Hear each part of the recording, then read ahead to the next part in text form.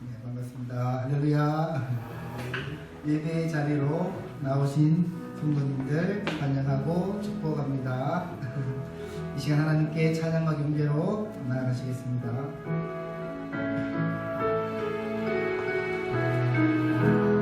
생명과 바꾼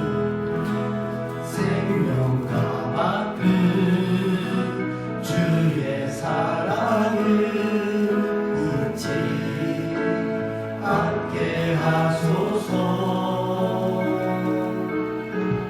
나를 위해 흘렸던 주의 눈물 잊지 않게 하소서. 주의 긍휼과 주의 선하심 내가 묵상하오니 내 영혼 위에 베푸신 주의 은혜 잊지 않게 하소서.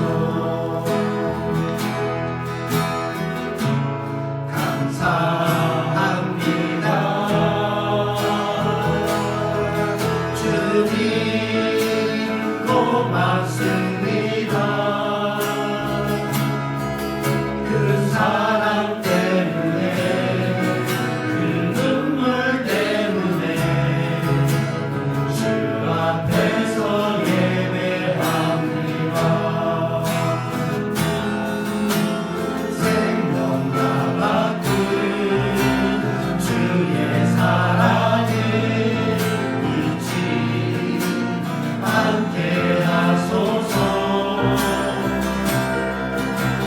나를 위해 흘렸던 주의 눈물 잊지 않게 하소서. 주의 긍휼과 주의 선하심 내가 묵상하오니 내 영혼 위에 베푸신 주의 은혜 잊지 않게 하소서.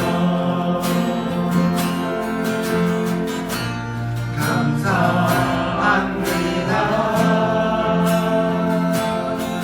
주님 고맙습니다. 그 사랑 때문에 그 눈물 때문에 주 앞에서 예배합니다. 함께 고백합시다. 감사합니다. 감사합니다. 주님 고맙습니다. 그 사랑 때문에 그 눈물 때문에 주 앞에서 예배합니다. 나의 평생에 단 한 가지 소원 주의 아름다우신 보며 사랑 노래하는 것 나의 왕 되신 주님의 얼굴 구하며 주 사랑 안에 머물러 사랑 노래합니다. 나의 평생에 단 한 가지 소원 주의 아름다우신 보며 사랑 노래하는 것 나의 왕 되신 주님의 얼굴 구하며 주 사랑 안에 머물러 사랑 노래합니다. 할렐루야.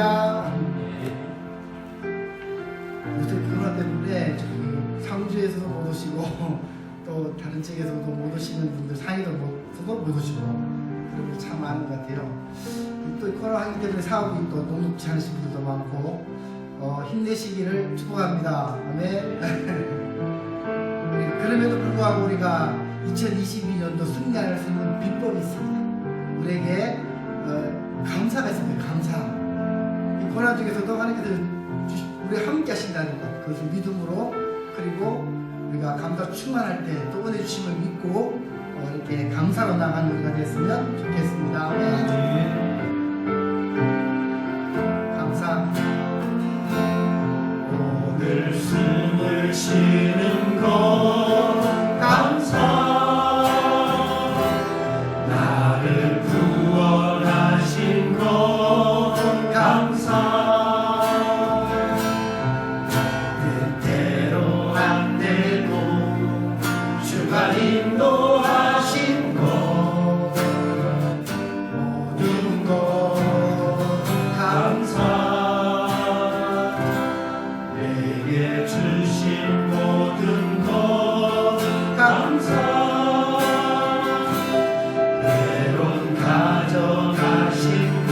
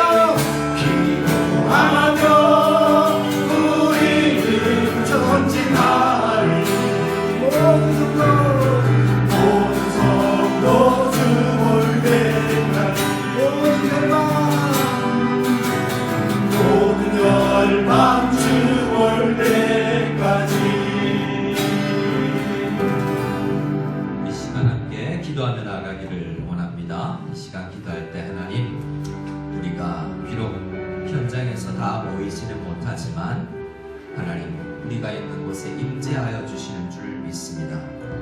우리가 날마다 개인적으로 하나님 앞에 나아가게 하시고 공동체가 함께 모여서 예배할 수 있는 그 은혜가 우리에게 있게 하옵소서. 또한 우리 온 세상이 열방이 주님 앞에서 함께 예배할 수 있는 그날이 속히 오게 하여 주시옵소서. 오늘 예배를 주님께서 홀로 받아주시기를 간절히 소원하며 함께 기도드리고요. 우리 모두를 대표해서 최동호 집사님 기도의 인도해 주시겠습니다. 함께 기도하겠습니다. 하나님 아버지 감사합니다. 우리에게 있는 하나님 앞에 나아가며 우리 무성연합교회가 하나님 앞에 그대로 주님 공동체로 나아가기를 원하시고 오늘의 우리가 통해서 모이게 되었습니다. 하나님께서 도와주셔서 우리 항상 주님 나라를 도와주시고 주면 저희가 주시옵소서. 주의 은혜를 주시옵소서.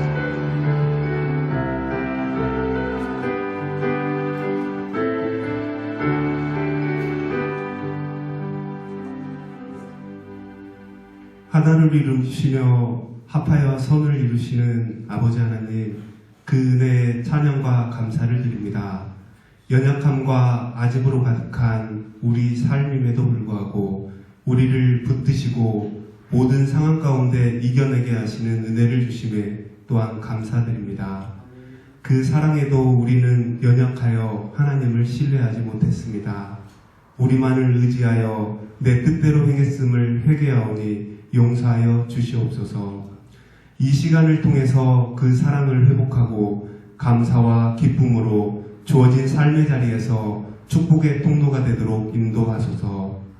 전쟁 가운데 있는 우크라이나를 위해 간절히 기도합니다. 어려움 가운데 있는 그곳이 주의 사랑으로 전쟁이 멈추며 상실과 아픔 가운데 다시 일어설 수 있도록 은혜와 자비를 내려주소서. 당선된 새 대통령과 정부를 붙드시어 화합과 하나가 되는 역사를 허락하소서. 기나긴 코로나와 많은 확진자가 발생하는 가운데 통제불능의 일상이 회복되도록 조국 대한민국을 기억하여 주소서. 하나님께서 세우신 무석연합교회에 축복의 축복을 더하여 주소서. 하나님이 주인이시며 하나님만 의지하는 공동체 되게 하소서. 주어진 소명에 묵묵히 순종하며 하나님만 드러나는 공동체 되게 하소서. 유치부부터 초등부, 중고등부, 장년부에 이르기까지 말씀이 충만케 되고 매일 우리의 삶 가운데 역사하시는 하나님을 만나며 증거하는 공동체 되게 하소서. 그래서 영적, 육적, 경제적 고통 가운데 있는 지체들이 나눔 속에서 회복하게 하시고 하나님을 더욱 찬양하고 높이게 하소서. 세우신 두 분 선생님, 기위, 부서장, 구역장 등 리더십을 축복하여 주셔서 하나님께서 주신 능력과 지혜로 맡은 직분 잘 감당케 하소서. 코로나로 인해서 흩어져 드리는 예배지만 드려지는 모든 예배 가운데 함께하여 주시고 자신의 힘을 빼고 하나님께 집중하고 복종하는 축복의 시간이 되게 하시고 코로나가 하루속히 진정이 되어 함께 예배할 수 있도록 은혜 주시고 다시 모여 예배 드려질 때까지 각 지체들의 안전과 건강을 지켜 주소서. 감사드리며 이 모든 말씀 사랑이신 예수 그리스도의 이름 받들어 기도드립니다. 아멘.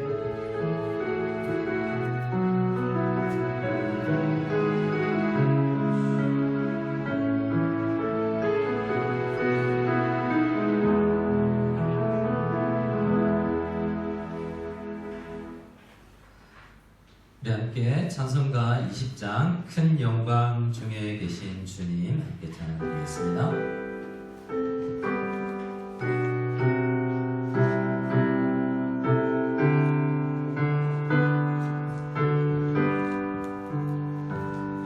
큰 영광 중에 계신 주 나 찬송합니다. 영원히 되신 주 이름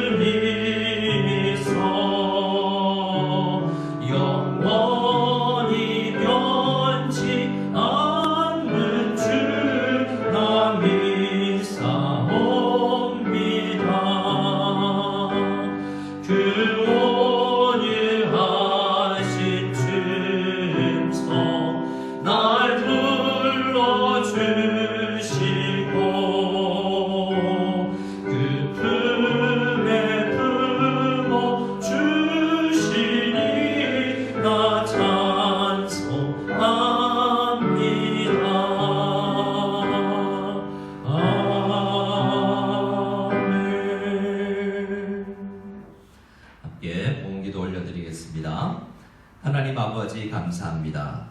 큰 영광을 홀로 선포하며 이 세상을 여전히 통치하시는 하나님이심을 믿습니다. 우리의 눈을 들어 주님을 보게 하여 주시옵소서. 세상만 보이고 문제만 보이는 것이 아니라 지금도 온 세상 만물을 다스리시는 하나님의 그 존귀하심과 능력이 있음을 우리가 바라볼 수 있는 믿음의 눈이 있게 되기를 간절히 소원합니다.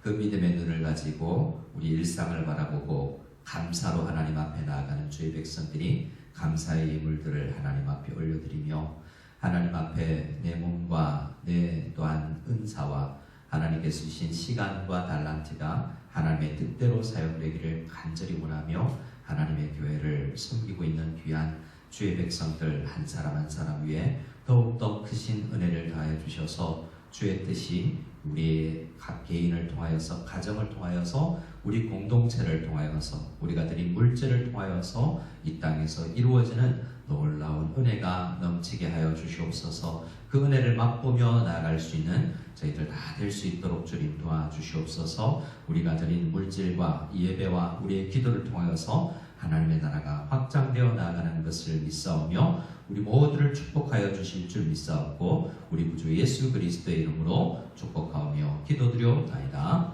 아멘. 네, 함께 교회 소식을 나누도록 하겠습니다.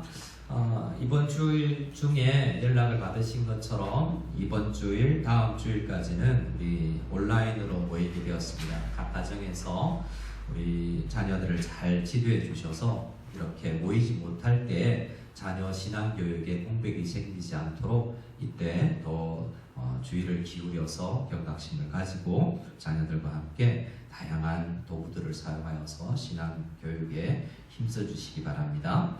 새벽기도 말씀은 유튜브에 계속 올려드리고 있는데요. 그 새벽기도 말씀을 통해서도 우리 레위기 말씀 잘 묵상해 주시면 감사하겠습니다. 우리 유튜브 채널과 네이버 카페를 잘 이용해 주시기 바랍니다. 교육부서는 교육부서의 안내를 잘 따라 주시기 바랍니다. 오늘부터 새가족 교육이 있습니다. 2022년 첫 번째로 우리 모이게 되는 새가족 모임인데요. 우리 함께 오늘부터 잘 모여서 새가족 교육이 일어나고 우리 몸된 교회와 한 해 되는 은혜가 있기를 간절히 소원하고 또 보연해 주신 여러 성도님들이 함께 모일 수 없는 여러 상황인데 하루속히 빨리 모일 수 있게 되기를 간절히 소원합니다. 그렇게 기도해 주시기 바랍니다. 우리 나머지는 우리 고난주간과 부활주일은 여러 상황을 또 지켜봐야 되기 때문에 따로 간구 말씀을 올리도록 하겠습니다. 우리 함께 하나님의 말씀을 읽도록 하겠습니다. 하나님의 말씀은 사도행전 11장 신약성경 사도행전 11장 27절에서 30절 말씀입니다. 사도행전 11장 27절에서 30절 말씀과 우리 말씀은 또 12장 말씀을 이어서 묵상할 텐데요. 먼저 우리 11장 27절에서 30절 말씀 같이 한 목소리로 천천히 읽겠습니다. 그때 선지자들이 예루살렘에서 안디옥에 이르니 그 중에 아가보라 하는 한 사람이 일어나 성령으로 말하되 천하에 큰 흉년이 들리라 하더니 글라우디오 때에 그렇게 되니라. 제자들이 각각 그 힘대로 유대에 사는 형제들에게 부조를 보내기로 작정하고 이를 실행하여 바나바와 사울의 손으로 장로들에게 보내니라. 아멘. 오늘은 대부분 가정에서 우리 부모님들과 자녀들이 함께 예배를 드릴 텐데요. 우리 부모님, 자녀, 우리 부부 함께 계시면 서로를 한번 축복하고 시작했으면 좋겠습니다. 우리 이렇게 한번 서로를 축복하기를 원합니다. 예수님의 이름으로 축복합니다. 예수님의 이름으로 축복합니다. 네. 하나님께서는 우리를 축복해 주실 것입니다. 왜냐하면 우리가 하나님 나라의 백성이기 때문에 그래요. 하나님 나라의 백성임을 믿고 이 땅을 살아가는 우리 모두가 될 수 있기를 소원합니다. 자, 우리가 하나님 나라의 백성인 것을 믿고 살아가야 되는데 이 세상 살다 보면 내가 한국 사람인 게 조금 더 드러나기도 하기도 하고 때로는 어떤 외국에서 자란 사람들은 내가 어느 나라 사람이지? 그 정체성에서 굉장히 혼란을 겪는 경우가 있어요. 얼마 전에 제가 어느 학교에 졸업식에 갔는데 그때 초청 연사가 중국 사람인데요. 중국 사람인데 중국에서 자라나서 호주에 가서 살다가 영국에서 살다가 한참 만에 중국으로 돌아왔는데 중국이 너무 낯설대요. 자기는 위챗도 모르고 영어도 중국 사람인데 중국어 모르는 거 투성이더래요.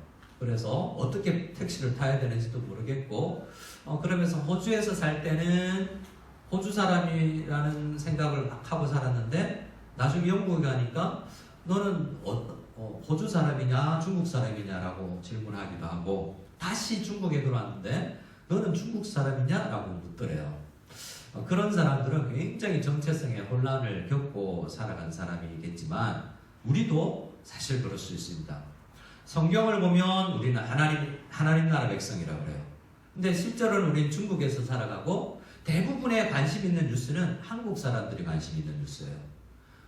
우리는 중국에 살기 때문에 중국 뉴스에도 관심이 있지만 말이죠. 그래서 진짜 우리가 하나님 나라 백성이라면 하나님 나라가 어떻게 지금 진행되고 있지? 여기에 굉장히 관심이 기울여질 겁니다. 우리가 정치에 관심을 많이 가지면 지금 우리나라 대한민국 정치가 어떻게 지금 진행되고 있지? 이런 데 많이 귀를 기울이잖아요. 야, 우리나라가 이렇게 진행돼 나가겠구나. 이런 부분 걱정이 좀 되네. 이렇게 들리는 뉴스에 따라서 그 나라 걱정을 해요. 근데 여러분 어떻습니까? 우리 가운데 얼마나 하나님 나라를 생각하고 하나님 나라가 지금 확장되고 있어서 참 좋구나. 혹은 하나님 나라가 이렇게 혹시 지금 어렵지 않을까라는 그런 생각을 하는지 잘 모르겠어요. 우리가 하나님 나라 중심으로 생각하기 위해서는 지금 우리가 살고 있는 이 세상에서 이 땅에서 중국 땅이든 한국 땅이든 어느 나라든 발 딛고 살아가면서도 전체 하나님 나라 관점에서 성경을 보면서 이 모든 것을 해석할 수 있어야 됩니다. 그래서 누가복음과 사도행전을 썼는데요. 누가복음 첫 문장을 이렇게 시작을 해요. 저를 한번 따라해 주실까요? 우리 중에 일어난 사실에 대해서. 우리 중에 일어난 사실에 대해서. 누가는 사실을 기록한 사람이었어요. 그래서 많은 학자들이 누가를 소개하면서 의사이기도 하지만 신약 시대의 초대교회의 첫 번째 히스토리안, 역사가라고 이야기해요. 그래서 누가는 사실을 알아야만 우리가 하나님 나라 백성으로서 올바로 살아갈 수 있다는 것을 생각하고 누가복음과 오늘 사도행전에 사실을 기록하고 있어요. 근데 이 사실이 어떤 형태로 기록되냐면 누가가 바라보는 이 사실은 이 땅이 굉장히 어렵고 힘겹지만 여전히 하나님 나라는 이 놀라운 능력으로 진행되어 가고 부흥해 나아간다는 하나님 나라를 사실로 바라보는 시각으로 이 글을 쓰고 있다는 것을 생각해야 됩니다. 주중에 아이들과 함께 한 다큐멘터리 영화를 봤어요. 다큐멘터리 보자 그러니까 뭐 예능 봐요, 뭐 봐요 라고 영화 봐요 이렇게 했지만 딱 시작을 하고 나니 10분만 보자 라고 그랬는데요. 끝까지 다 봤어요. 왜 그러냐면 제가 먼저 그 다큐멘터리를 보고 아이들도 이걸 보면 굉장히 흥미를 느낄 것이다 라고 생각했기 때문이에요. 바다 생태계와 관련된 다큐멘터리였는데요. 제가 다큐멘터리를 소개하고자 하는 것이 아니라 아이들 가운데 이런 질문이 들어와요. 아빠 이게 사실이에요? 이게 사실이에요? 이게 사실이라면 큰일인데? 라는 생각이에요. 다큐멘터리는 대부분 우리에게 사실을 알려주잖아요. 최대한 사실에 가까운 것을 우리에게 보여주려고 했습니다. 그런데 우리가 보는 대부분의 예능 그리고 애니메이션 대부분의 우리가 좋아하는 것들은 때로는 사실을 망각하게 하게 만드는 그런 거예요. 게임을 보세요. 우리 청소년들이 많이 하는 온라인 게임이나 핸드폰 게임을 보면 대부분 가상의 세계에서 일어나는 일이에요. 실제로 일어나는 것을 바라보지 못하게 만드는 경향들이 있다는 것이죠. 그래서 그 세계에 많이 접촉하지 않고 오히려 사실의 세계에 접촉하면 어떤 사람들은 이게 사실이야? 라고 생각하고 자연보호 운동을 하게 되고 그런 NGO 단체에 돈을 기부하게 되고 하는 마음들이 끌어오르게 돼요. 1980년도에 광주에 민주화 운동이 있었는데요. 사실이 잘 알려지지 않았을 때는 사람들이 그 광주를 향하여서 막 욕하고 그랬어요. 말갱이라고 그러기도 하고 나라 망치는 사람이라고 하기도 하고. 그런데 저희 형님들 때 우리 선배들이 대학 다닐 때 광주에 대한 영화를 보고 사실을 접하고 분노하고 시민운동으로 접어들고 정치계로 뛰어드는 일들이 있었던 것입니다. 이렇게 이 세상에서도 팩트, 사실, 진리라는 것은 우리의 마음을 움직여요. 근데 우리가 굉장히 주의해야 될 것이 있는데요. 반대로 조작되고 사실이 아닌 선동에도 우리가 많이 움직인다는 겁니다. 우리는 이 레거시 미디어라고 하는 이 대중 매체를 통해서 사실에 가깝게 가지 못하는 경우도 굉장히 많습니다. 뉴스를 바라보든지 성경을 바라보든지 우리는 하나님 나라의 사실에 가까운 게 계속 나아가야만 그런 진정한 의미에서의 힘이 솟아난다는 것을 생각하고 잘못된 방향으로 조작되고 선동되어져서 쓰임을 받는 우리가 되지 않기를 바라요.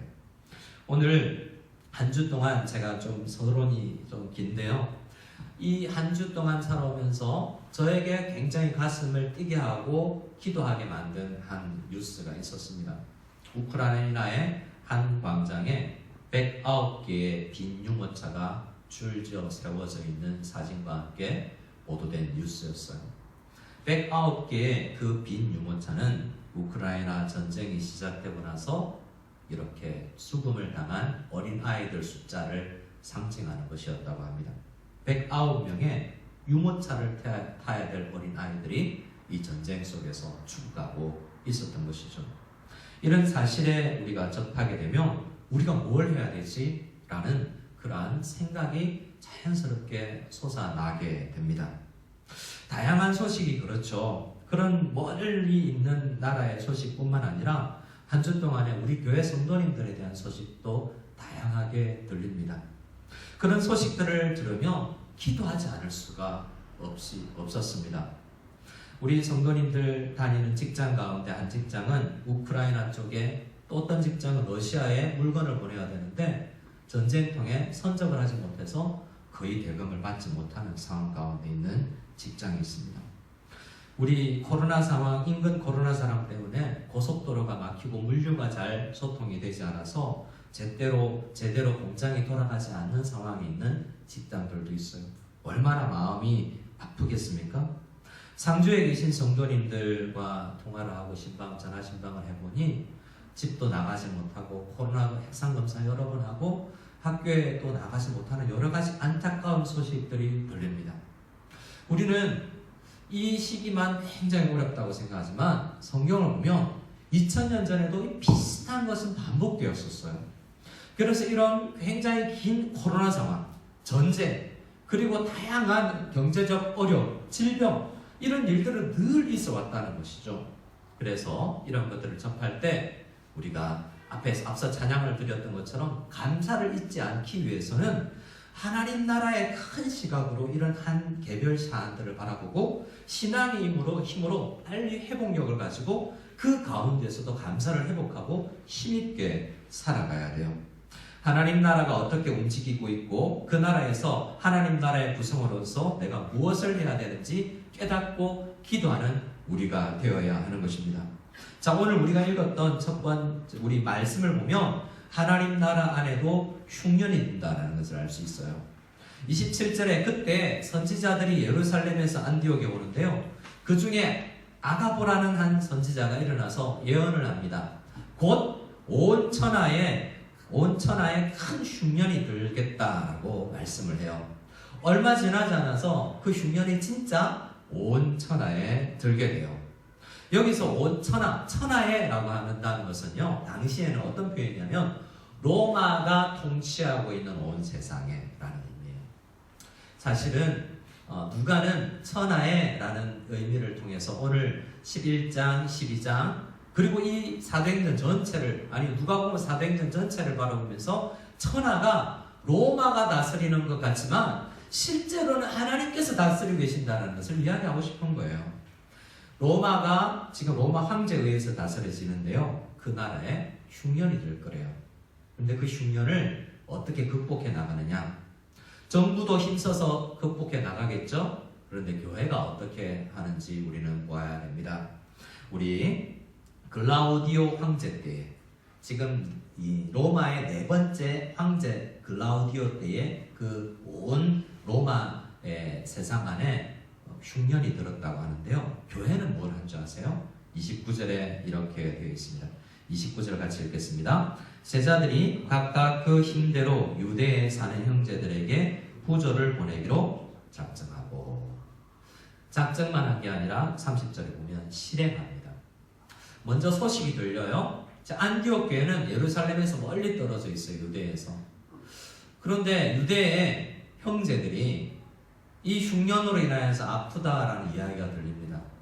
그래서 이 안디옥 교회의 성도님들이 저 유대 교회 그리고 예루살렘 교회를 도와야 되겠다는 생각이 들게 됩니다. 근데 생각이 이제 작정이 실행으로 옮겨져 나가는 것을 보게 됩니다. 자, 천하에 큰 흉년이 들었다고 했죠. 이 천하를 로마가 다스리는 온 세상이라고 이야기했잖아요. 그러면 안디옥은 흉년이 안 왔을까요? 안디옥도 그 천하에 속해 있어요. 이런 거죠. 온 천하에 흉년이 들었지만 우리가 조금 더 나은 상황인 거죠. 우리가 조금 더 나은 상황에서 더 어려운 공동체를 바라보고 지금 도움의 손길을 내미는 것입니다. 하나님 나라에서 우리가 살아가는데 어떤 마음을 가져야 되냐면 우선적으로 교회 중심으로 생각할 수 있어야 돼요. 교회는 어떤 기관이냐? 하나님께서 이 땅에 아직 이 흉년이 있고 질병이 있고 전쟁이 일어나는 이 세상에 하나님 나라를 보여줄 수 있는 기관으로 이 땅에 세우셨는데요. 우선 교회는 교회들을 돌봐야 됩니다. 교회는 이 온 세상과 나라를 구원하기 위해서 존재하는 기관 아니에요. 정부가 하나님은 그 일을 하도록 하셨죠. 그래서 교회는 정부가 하는 일은 정부가 하되 교회를 돕는 일들을 해야 됩니다. 때로는 이 우크라이나 사태 같은 경우에는 각 교회를 도울 수도 없기 때문에 나라를 돕는 것 자체가 교회를 돕는 것이 되기도 하죠. 하지만 이 안디옥 교회는 우선 이 예루살렘과 유대에 사는 형제들을 돕기로 결정했어요. 왜 그러냐면 그냥 교회이기 때문이기도 하지만 먼저 이 예루살렘 교회는 안디옥 교회에 참으로 귀한 사역자 바나바를 보내주었기 때문에 그래요. 예루살렘 교회는 안디옥 교회에 사람 한 사람을 보내줬고요. 그 한 사람 때문에 교회가 성장하게 됐어요. 교회가 이제 1년 제자훈 사울과 바나바가 제자 훈련을 하고 양육을 잘 하여서 어느 정도 성장했을 때 이제 교회의 재기능을 하게 되었을 때 예루살렘 교회를 이제 도와줄 수 있는 넉넉함이 그들에게 있게 된 것이었습니다. 이렇게 하나님 나라 안에도 흉년이 들면요. 흉년은 교회나 세상이나 함께 드는 거예요. 그러나 우리 하나님의 사람들은 그 흉년이 오나 어떤 상황이 되나 우리 교회가 해야 되는 일을 멈추지 않아야 되는 것입니다. 하나님만 바라보고 그냥 기도만 하고 있으면 안 돼요. 계획도 하고 작정도 하고 실행도 해야 됩니다. 우리가 해야 될 일들이 뭐지? 라고 생각하고 실제로 할 수 있는 일은 이렇게 오늘 말씀 29절처럼 각각 그 힘대로 교회 구성원이 각각 힘과 능력이 닿는 대로 내가 할 수 있는 일을 하는 거예요. 온 교회가 한꺼번에가 아니라 한 사람 한 사람이 나도 하나님 나라의 구성으로서 이 정도는 할 수 있겠다라는 생각을 하게 되고 그것을 실천으로 옮기게 되는 그런 구체적인 일들을 교회가 해나가야 된다라는 것을 보게 됩니다. 자, 이런 본문을 보면 우리가 이제 소문이 들릴 거예요. 뉴스가 들릴 겁니다. 어떤 뉴스는 그렇구나 하고 넘어갈 수 있어요. 뭐 정치적인 뉴스는 우리가 할 게 별로 없지 않습니까? 기도는 하지만 그냥 구체적으로 우리가 손을 들어서 계획하고 실행해야 될 일들도 있습니다. 작은 교회지만 우리보다 더 작은 연약한 공동체를 바라보고 해야 될 일들도 있는 거죠. 우리 교회는 작정 헌금을 해서 더 연약한 교회의 성도님 교회에게 물질을 흘려보내기도 하고요. 우리 구제부 중심으로 더 연약한 교회에 우리 중국 교회나 또 해외에 있는 교회나 단체들을 돕기도 합니다. 우리가 해야 되는 일이에요.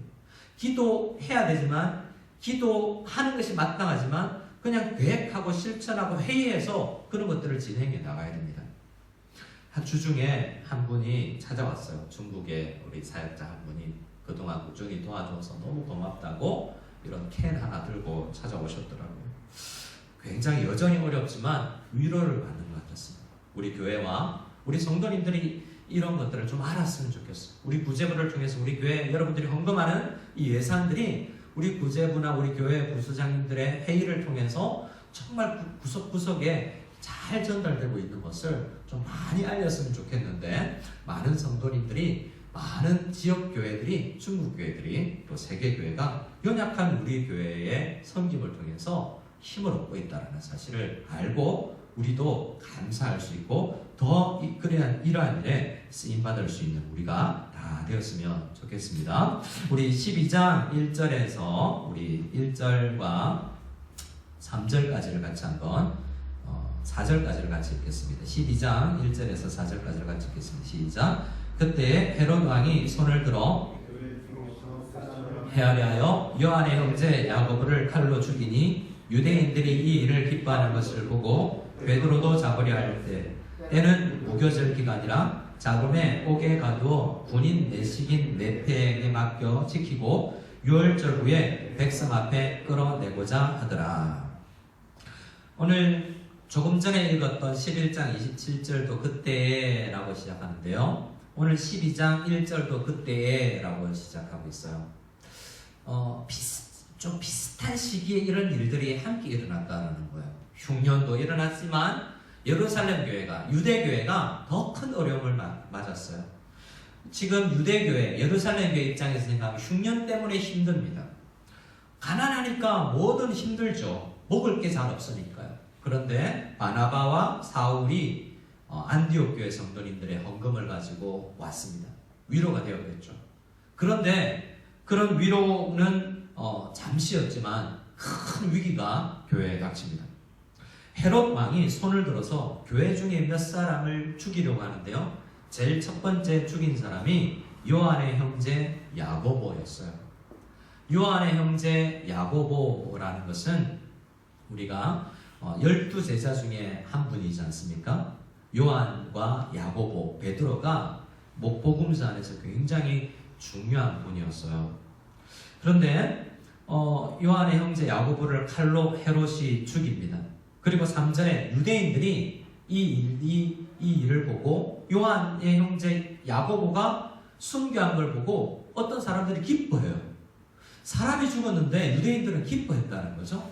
그것을 보고 헤롯은 나 이 일 더 해야 되겠다라고 생각합니다. 여기서 등장하는 헤롯 왕은 세상을 다스리는 권력의 힘의 상징이에요. 지금 하나님의 나라는 세상의 힘에 의해서 이끌려져 간다라는 생각이 들기도 하고, 어떤 사람은 세상의 힘이 아니라 자연재해 같이 그냥 우연히 이런 일이 일어난다라고 생각하지만, 누가는 지금 지속해서 어떤 관점으로 이야기하고 있냐면, 이런 일도 다 하나님 나라의 그 전능하신 하나님의 다스림 속에 있다라는 거예요. 이해가 잘 되지 않지만 하나님은 때로는 교회의 지도자들이 순교하는 것도 허용하고 있는 모습을 우리가 보는 것입니다. 자, 여기 나오는 헤롯 왕은 우리가 성경에서 헤롯이 여러 사람 등장하기 때문에 어떤 헤롯인지 좀 헷갈리는데요. 이 헤롯에 대해서 사도행전 12장에 나오는 헤롯 왕에 대해서 조금 알 필요가 있습니다. 헤롯 왕은 유대인들을 다스리는 왕인데요. 이스라엘의 왕은 사실은 유대 지파에서 나와야 되잖아요. 근데 이 사람은 유대인이 아니고 이방인이에요. 그런데 로마 정부가 유대인을 다스리라고 이스라엘에 앉혀놓은 그냥 정치인에 불과한 집안이 헤롯 집안이었어요. 1대를 지나서 2대 왕이 헤롯 대왕이었는데, 마태복음 1장에 나오는 예수님이 태어났을 때 어린 아이들을 많이 죽이게 했던 그 왕 있죠? 그 왕이 헤롯 대왕이에요. 오늘 여기에 등장하는 헤롯 왕은요, 그 헤롯 대왕의 손자예요. 헤롯 아그리빠로 알려져 있는 왕이죠. 근데 이 왕에 대해서 조금 알 필요가 있습니다. 왜냐하면 이 왕은 세 아들이 있었는데요. 죽을 때 이스라엘 영토를, 팔레스타인을 세 등분으로 나누어서 한 아들, 한 아들, 한 아들, 세 아들에게 나누어 주고 다스리게 했던 왕이에요. 헤롯 아켈레오, 헤롯 헤롯 아티파스, 헤롯 빌립 2세에게 이스라엘 전체를 3등분해서 나누어 주어서 통치하겠어요. 그 중에서 한 사람은 여러 사람을 숙청했는데요. 아리스토블루스라는 아들은 숙청해버렸어요. 왜냐하면 자기 나라의 아들, 세 아들을 사랑했고 이 아들들이 이스라엘을 이끌어 나가는데 방해가 되는 아들인데도 죽여버리는 거죠. 세상의 정치는 이렇게 비열할 때가 있습니다. 그래서 이 12장에 등장하는 헤롯 아그리빠는 할아버지 헤롯 대왕에 의해서 숙청당한 아리스토블루스의 아들이었어요. 엄마가 이 아들 4살 때 겨우겨우 살려서 어디로 보내냐면 로마로 보냅니다. 로마로 보내서 살게끔 한 거죠. 그런데 이 아들 헤롯 아그리빠가 로마로 가서 어떻게 되냐면 당시에 이 로마 황제의 눈에 들게 돼요. 그래서 로마 황제의 아들과 친구들과 귀족들과 함께 왕궁에서 황제의 궁에서 자라나게 됩니다. 그리고 그 친구 한 사람이 왕이 되는데요. 유명한 글라우디오 황제예요. 조금 전에 11장에 나왔던 글라우디오 때에 큰 흉년이 들었다고 그랬죠. 지금 헤롯 대왕과 이 글라우디오 로마 황제는 어릴 때부터 함께 공부도 했던 친한 친구예요. 그리고 이 헤롯 아그리빠가 글라우디오가 황제가 되는데 큰 역할을 했던 사람이죠.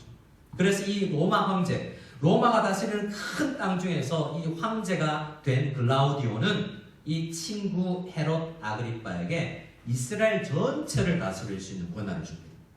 자, 보세요. 역사를 보세요. 이 헤롯 아그리빠가 어떤 사람이었습니까? 아버지가 숙청되고 4살 때 고국을 떠나서 로마에서 외롭게 살아났는데 결국에는 다시 고국으로 돌아와서 전 이스라엘을, 할아버지가 다스렸던 이스라엘 전체를 다시 회복하고 힘을 얻는 사람이에요. 그래서 이 사도행전 12장에는 이 헤롯 대왕, 헤롯 아그리빠가 이 이스라엘 전체를 다스리는 것 같은 큰 힘이 있는 존재로 등장합니다. 근데 어떻게 되는지 아세요? 이 12장이 시작할 때는 오히려 야고보가 죽고 베드로는 감옥에 갇히고 그리고 헤롯 대왕은 승리하는 것처럼 보여요. 근데 마지막이 가면 어떻게 되는지 아세요? 우리 말씀을 좀 보겠습니다. 자, 우리 20절 이하인데요. 23절입니다. 23절을 같이 한번 읽어보겠습니다. 23절입니다. 23절, 24절이에요. 23절, 24절 시작. 헤롯이 영광을 하나님께로 돌리지 아니하므로 주의 사자가 꽂히니 벌레에게 먹혀 죽으니라. 하나님의 말씀은 흥왕하여 더하더라. 자, 누가가 이야기하는 게 뭐예요? 한 역사가 시작할 때는 황제가 다스리고 황제를 등에 입은 이 글라우디오 황제를 등에 입은 헤롯 아그리빠가 온 이스라엘을 다스리는 것처럼 느껴졌어요. 그리고 교회는 흔들거리고 실제로 야고보 사도가 칼로 순교를 당하고 베드로 사도는 감옥에 갇혀서 이 어쩌지? 라는 조바심과 큰 걱정과 암울함이 교회에 엄습했을 것입니다. 근데 결국에는 뭘 보여주는 거예요? 하나님이 다 하시더라는 것을 보여주는 거예요. 어떻게 됩니까? 베드로는 감옥에서 나오게 되고 이 헤롯 아그리빠는 충이라고 해서 기생충이 만든 장을 파먹는 병에 걸려서 아프고 나서 5일 만에 역사가 요세푸스에 의하면 5일 만에 갑자기 죽었대요.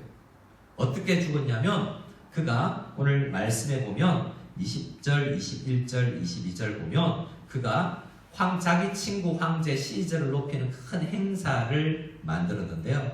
그 행사 둘째 날 굉장히 빛나는 옷을 입고 단에 등장해서 연설을 했습니다. 말도 잘했던 거죠. 잘생겼고 그의 이름처럼 아그리빠라는 유명한 로마 장군처럼 그는 잘생겼대요. 아그리빠는 우리 미술을 하는 사람들이 그리는 3가지 중요한 석고 중에 이 아그리빠 석고상이 있잖아요. 그 장군의 이름을 따서 이 사람의 이름을 지었고 이 사람도 실제로 잘생겼고 로마 유학을 했고 지금 승승장구하고 있고 권력을 가졌어요. 그래서 그는 연설을 할 때 많은 국민들이 이스라엘 국민들이 그를 바라보고 빛난 옷에 햇빛이 반사되는 것을 보고 마치 신처럼 느꼈던 거죠. 그래서 사람들은 그를 바라보고 이 헤롯 아그리빠 왕을 바라보고 마치 신과 같다. 당신은 사람인 줄 알았는데 신의 반열에 올라야 되는 사람이라고 칭찬했어요. 그런데 아그리빠는 그걸 보고 나는 사람이다. 대부분의 믿음의 사람들은 하나님이 다스린다는 것을 믿는 사람들은 그 하나님께 돌려져야 될 그 칭송을 받지 않거든요. 그런데 이 헤롯 아그리빠는 그걸 받아들이고 은근히 즐겼다라고 이야기합니다. 자기가 진짜 신의 반열에 오를 정도로 큰 힘을 가진 존재라고 착각했던 것이죠. 21절, 22절에 제가 읽어드립니다. 헤롯이 나를 택하여 왕복을 입고 단상에 앉아 백성에게 연설하니 백성들이 크게 부르되 이것은 신의 소리요 사람의 소리가 아니라 하거늘 헤롯이 영광을 하나님께로 돌리지 아니하므로 주의 사자가 고치니 벌레에게 먹혀 죽으니라. 성경에서 뭘 이야기하죠? 하나님이 다스린다는 거예요. 조금 그러나 우리가 좀 이 중간에 빼어먹고 설명을 드리지 않은 부분이 있는데요. 베드로가 감옥에서 어떻게 탈출하냐라는 내용입니다. 천사가 감옥에 갇혀 있는 정말 엄격하게 철저하게 지키고 있는 베드로를 옥에서 쇠사슬에서 풀게 하고 그 군인들 사이를 통과하게 하고 문이 자동으로 열리게 해서 탈출하게 한다는 내용이에요. 그래서 사도행전 12장 우리가 얼핏 읽으면 하나님 이런 일이 있을 때 이런 천사를 보내주셔서 무사 통과하게 해주세요라고 생각을 하고 그렇게 기도하기가 쉬워요. 하지만 오늘 사실에 입각하여 진리를 이야기하고 있는 누가는 그렇게 이 본문을 읽지 않도록 우리에게 이야기합니다. 왜냐하면 베드로는 감옥에서 나왔지만 누가 죽었어요? 야고보는 순교했잖아요. 하나님이 하시는 일이에요. 참 특이하지 않습니까? 모든 성도들을 이렇게 무사 통과하게 하지는 않고 때로는 병에 걸리고 때로는 직장에 이 납품이 잘 되지 않거나 때로는 정치 현장에서 어렵거나 때로는 하나님의 백성이고 열심히 신앙생활을 하는데도 전쟁이 일어나기도 한다는 거예요. 그리고 그 가운데서 열심히 기도해도 그 가운데서 생명을 얻지 못하고 죽을 수도 있는 게 하나님 나라의 흘러가는 참으로 이상해요. 잘 모르겠어요. 하나님이 어떻게 일하시는지 우리로서는 잘 알 수 없다라는 것이 이 사도행전의 이야기입니다. 그럼 너무 혼란스럽지 않습니까? 하나님께서 어떻게 일하시는지 잘 모르는데 우리는 어떻게 해요? 라고 질문할 수 있습니다. 그런데 오늘 본문에 이러한 이해할 수 없는 하나님 나라의 흘러감 속에서 세상 속에 있는 하나님 나라가 무엇을 해야 되는지를 알려줍니다. 5절 말씀인데요. 5절 말씀을 우리 같이 한번 읽어보도록 하겠습니다. 5절 말씀을 같이 읽겠습니다. 시작. 이에 베드로는 옥에 갇혔고 교회는 그를 위하여 간절히 하나님께 기도하더라. 베드로가 갇혔죠. 그 뭐가 상상될 수 있냐면 야고보 사도가 갇히고 나서 순교했을 때 교회는 기도 안 했을까요?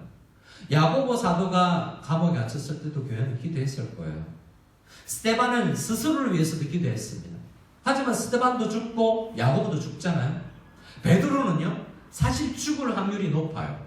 하지만 교회는 포기하지 않습니다. 하나님께서 다스리는 나라라면 이 일을 통해서도 순교를 통해서도 일하시는 하나님이 스데반 집사님의 순교를 통해서 교회를 흩으신 하나님이 야고보 사도의 순교를 통해서도 일하실 것이고 베드로 사도는 어떻게 할지 모르지만 우리 소원은 풀렸으면 좋겠습니다. 하나님은 베드로 사도를 어떻게 할지 모르지만 우리의 소원은 베드로가 풀려나기는 것입니다라고 간절히 기도했어요. 근데 12절에 보면 실제로 베드로가 풀려났는데도 그들이 잘 믿지 못할 정도로 어떤 믿음이 없는 것이 아니라 하나님께서 어떻게 일하실지 몰랐다라는 놀라움에 대한 증거이죠. 12절을 같이 한번 읽어볼까요? 성도들은 마가라고 하는 요한의 어머니 마리아의 집에서 기도했습니다. 12절입니다. 같이 읽겠습니다. 깨닫고 마가라 하는 요한의 어머니 마리아의 집에 가니 여러 사람이 거기에 모여 기도하고 있더라. 중요한 게 뭔지 아세요? 우리는 하나님께서 우리를 어떻게 쓰실지 잘 몰라요. 때로는 어떤 사역자는 순교자로 쓰기도 하십니다. 때로는 어떤 사람들은 부흥의 도구로 쓰기도 하세요. 한번 잘 생각해 봅시다. 야고보와 요한은 복음서 마가복음 안에서 어떤 사람으로 등장하냐면 어머니를 대동하고 예수님 앞에 와서 예수님의 나라가 임할 때 하나는 오른편 하나는 왼편에 쓰게 해주세요라고 이야기했어요. 근데 예수님께서 뭐라고 이야기하셨죠? 내가 알아서 쓸게 라는 거예요. 자, 지금 어떻게 쓰십니까? 오늘 사도행전 12장에서 하나님께서 그들을 어떻게 쓰는지가 나왔어요. 야고보는요, 오른편 왼편이 아니라요, 제 사도 중에 제일 먼저 순교하게 하나님께서 쓰세요. 아무 일도 안 했을까요? 하나님은 하나님의 사람들이 이 땅에서 하나님께서 주신 사명을 다하기까지는 죽이지 않으세요. 그래서 사명 다할 때까지 나는 달려간다고 표현했던 사도 바울이 있지 않습니까? 하나님께서 주신 사명을 다하기까지는 죽지 않는 거예요. 근데 다하면요, 순교할 수도 있는 거죠. 우리는 알지 못하지만 야고보는 사명을 다하고 순교로 사명을 마지막으로 했습니다. 그의 형제 요한은요, 제일 오래 살았어요. 하나님께 요한은 제일 오래 살려주셨어요. 근데 쉽게 살았을까요? 아니에요.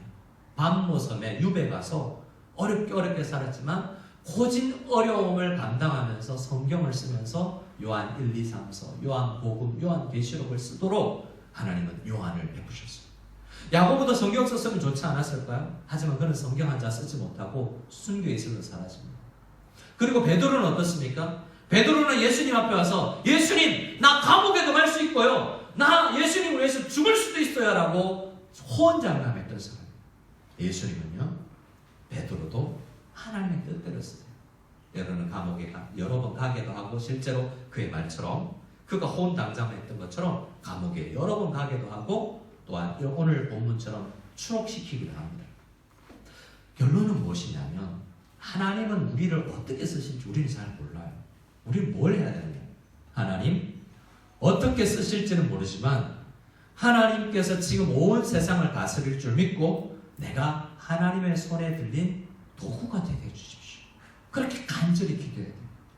그래서 흉년이 오지만 포기하지 않고 회의를 해서 다른 사람을 도울 수 있는 사람이 되어야 되고요. 실제로 우리 교회에 큰 어려움이 당해도 주눅 들지 않고 모여서 기도합시다. 우리가 할 일을 찾아서 일합시다. 지금 이렇게 어려운 상황 가운데도 우리는 기도하면서 하나님께서 우리에게 주신 사명을 다해야 됩니다 라고 결단하는 사람들이 오늘 필요한 것입니다.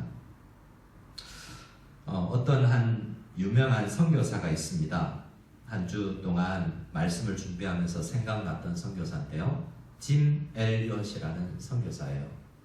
짐 엘리엇과 엘리자베스 엘리엇은 미국의 굉장히 유명한 휘튼 대학교라는 기독교 명문학교를 졸업하고 에콰도르 와오라니 부족을 위해서 선교를 가요. 그런데 아기 하나 낳고 결혼 2년 만에 이 짐 엘리엇이 별로 한 것 없이 죽어요. 비행기 타고 이 휘튼 대학교 출신들의 선교사들이 많이 배운 석학들이 이 선교 현지 에콰도르 가서 포악한 부족에게 도끼와 창에 맞고 죽게 됩니다. 그 사람들에 대한 이야기가 영화로도 나왔는데 혹시 우리 찾아볼 수 있으면 창끝 End of Spear라는 영화로 등장했고 우리 중고등부 수련회에서 한 4년 전에 같이 보기도 했는데요. 그 짐 엘리엇 선교사는 공부 열심히 하고 정말 운동도 잘하고 잘생기고 많은 일을 할 수 있었던 사람인데 선교지에 가서 복음 한 번 전하지 못하고 그냥 죽었어요. 단 한마디를 남겼대요.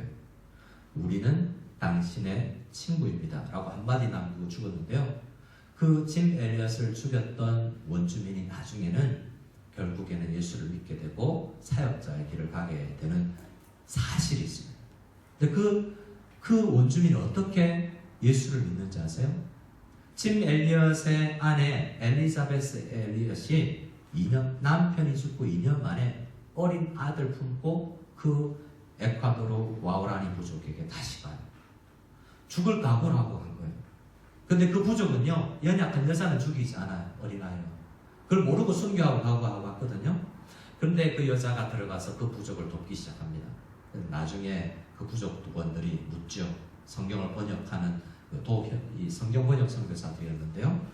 원주민들이 묻습니다. 당신은 왜 이 나라에 왔습니까? 라고 물었을 때 사실은 나는 몇 년 전에 당신들이 죽인 비행기 타고 왔던 그 사람들 중에 한 사람의 아내인데 그 사람이 그토록 전하고자 했던 예수님에 대해서 여러분들에 대해서 알려주기 위해서 왔습니다 라고 이야기했었는데요.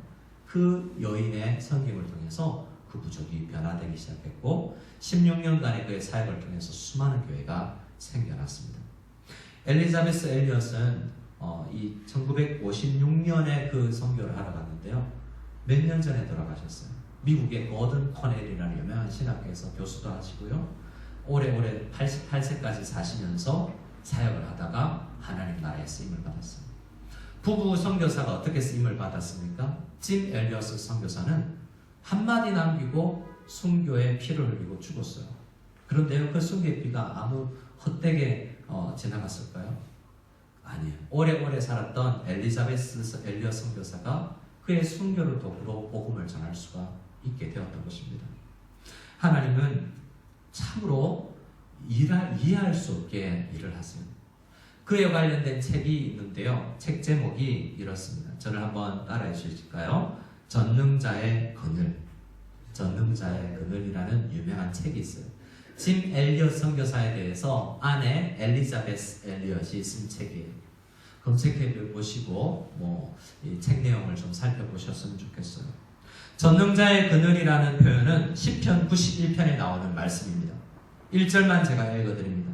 지존자의 은밀한 곳에 거주하며 전능자의 그늘 아래에 사는 자여 라는 말씀입니다.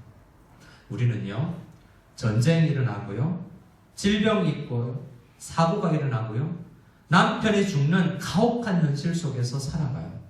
그런데 우리는 하나님 나라를 믿는 우리는 하나님 나라 백성들은 전능자의 그늘로 가서 그분 아래에서 모든 것을 해석할 수 있는 비법을 가진 기도의 사람들입니다. 전능자의 그늘, 지존자의 은밀한 곳에 거하면요, 죽은 남편이 살아나진 않아요. 하지만 그 고통이 진정한 소망이요 유일한 피난처이신 하나님께로 더 가깝게 나아가게 만든다는 사실을 깨닫습니다. 그래서 우리 하나님의 사람들은 오늘 말씀에 흉년이 올 때는 우리가 할 일을 부조를 하고, 교회에 어려운 일이 생길 때는 함께 모여서 하나님께서 어떤 일을 하시는지 지켜보자 하고 무릎을 꿇고 힘을 다하여서 기도하는 하나님 나라의 백성이 되는 것입니다.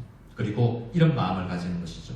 하나님께서 우리를 쓰실 것이다, 우리 교회를 쓰실 것이다, 나를 쓰실 것이라는 믿음을 가지고 오늘 하루를 이 땅에서 이 힘겨운 고통의 세상 속에서도 하나님 나라의 백성으로서 뚜벅뚜벅 살아가게 되는 것입니다.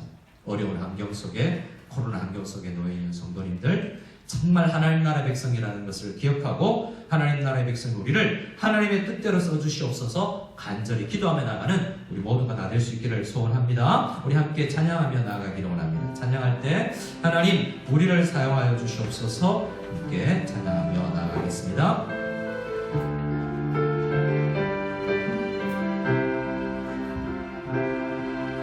우리에겐 소원이 하나 있네.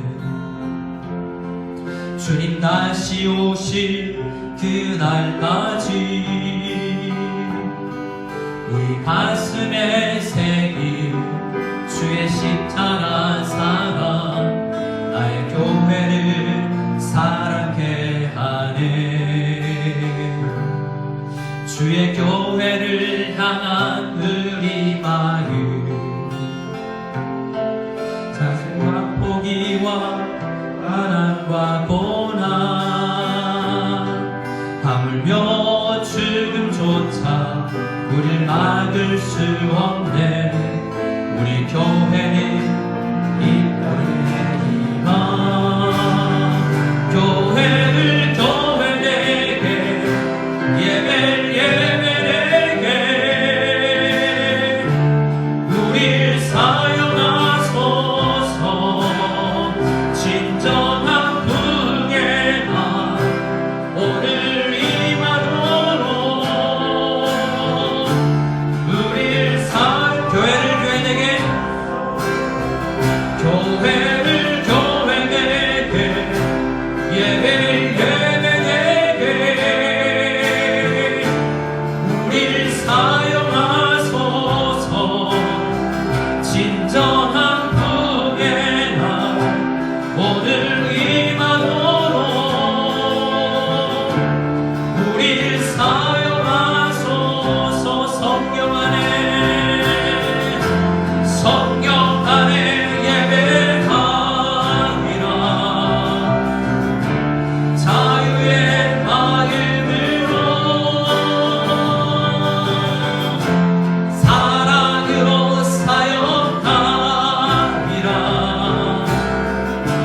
교회는 생명이니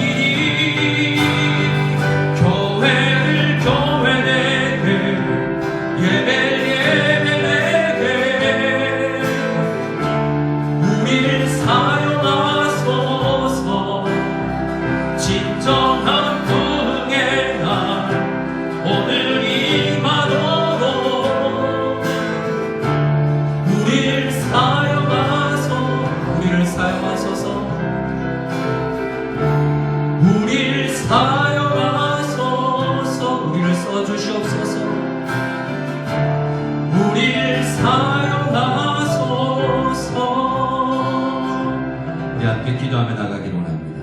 코로나 환경이 지리하게 진행되고 있습니다. 전쟁의 소문이 일어나고 일본에서는 지진이 일어나고 많은 어려움들이 우리 주변에 있습니다. 경제적 어려움, 질병이 있습니다. 우리 이럴 때에 사도들처럼 순교에 이 엄중한 상황 가운데서도 전능자의 그늘 아래 나아가기 위해서 기도를 했던 것처럼 근심 걱정을 내려놓고 우리가 마땅히 해야 될 전능자의 그늘 앞으로 가고 지존자의 은밀한 곳으로 나아가는 그러한 성령 안에 예배하며 기도하는 사람들이 되게 하옵소서. 하나님, 우리를 어찌 쓰실지 모르지만 나는 쓰임받고 싶습니다. 우리 교회를 써주시옵소서. 우리 가정을 써주시옵소서. 우리 자녀들을 하나님 나라를 위해서 써주시옵소서. 우리 직장을 써주시옵소서. 우리를 사용하소서. 간절히 하나님 앞에 이 고난의 세상 속에서도 쓰임받는 교회가 되기를 원하며 간절히 기도하며 나가기를 소원합니다. 기도하겠습니다. 하나님 아버지 감사합니다. 하나님, 고난 중에 우리가 침체되기 쉽고 그런 어려움 안에서 어려움 때문에 우리의 마음이 상하기 쉽고 일어설 힘이 없습니다. 마음에 상처가 있고 아버지 슬픔이 있습니다. 하지만 하나님의 나라의 백성들은 성령 안에서 예배하고 정말 자유의 마음으로 사랑의 마음으로 사역을 해야 한다는 것을 믿습니다. 전능자의 그늘에 이렇게 힘겹고 어렵고 눈물 날수록 전능자의 그늘 안으로 피할 수 있기를 원하고 하나님 나라의 백성으로서 주님 굳건하게 서서 사역해 나갈 수 있는 더 연약한 자를 돕고 나갈 수 있는 자를 도와주시고 정말 기도하여서 어떻게 쓰일지 모르지만 이 고난 속에서 쓰임받는 교회가 되기를 원하니 주님 함께하여 주시옵소서. 역사해 주시옵소서. 우리를 써주시옵소서. 나를 써주시옵소서. 우리 무성결한 교회를 써주시옵소서. 하나님 아버지, 마음이 아픈 성도님들이 있습니다.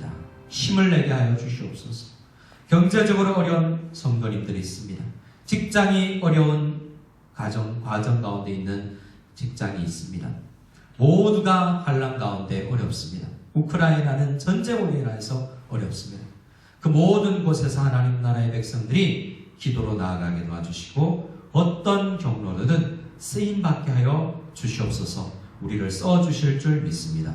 이제는 우리 주 예수 그리스도의 한이 없는 은혜와 하나님 아버지의 지극하신 사랑과 성령님의 교통하심이 하나님 나라 백성으로서 이 고통 많은 세상에서 살아가지만 하나님 나라를 위해서 쓰임받고자 간절히 기도하며 나가는 모든 무성연합교회 성도들 머리 위에 지금으로부터 영원까지 함께 계실지어다.